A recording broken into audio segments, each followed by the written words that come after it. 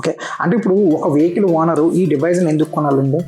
For example as a vehicle ఓనర్గా మనకి ఆ వెహికల్లో ఏం జరుగుతుందో మనకు తెలియదు. మహా అంటే ఇప్పుడు ఫర్ ఎగ్జాంపుల్ మనం వెళ్తుంటే పెట్రోల్ ఆగిపోయిందని మనకు తెలుస్తుంది. ఎందుకు అది ఆగిపోతుంది కాబట్టి స్టార్ట్ చేస్తే స్టార్ట్ అవ్వలేదు. ఏమనుకుంటాం, పెట్రోల్ అయిపోయింది అనుకుంటాం, చెక్ చేసుకుంటాం, అయిపోయింది. ఏం చేస్తాం, పెట్రోల్ బంక్ వెళ్ళి పెట్రోల్ పంపించుకుంటాం, పోతాం.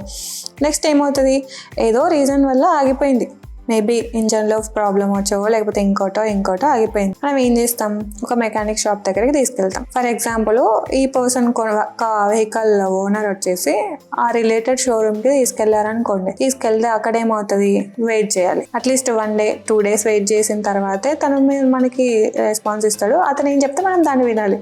ఎందుకు, యాజ్ ఏ పర్సన్గా ఓనర్గా మనకి దాంట్లో ఏం జరుగుతుందో అసలు ఏంటి అనేది కూడా మనకు తెలియదు. మనం చిన్న మెకానిక్ షెడ్కి వెళ్ళినా కూడా సేమ్ ప్రాసెస్ అవుతుంది.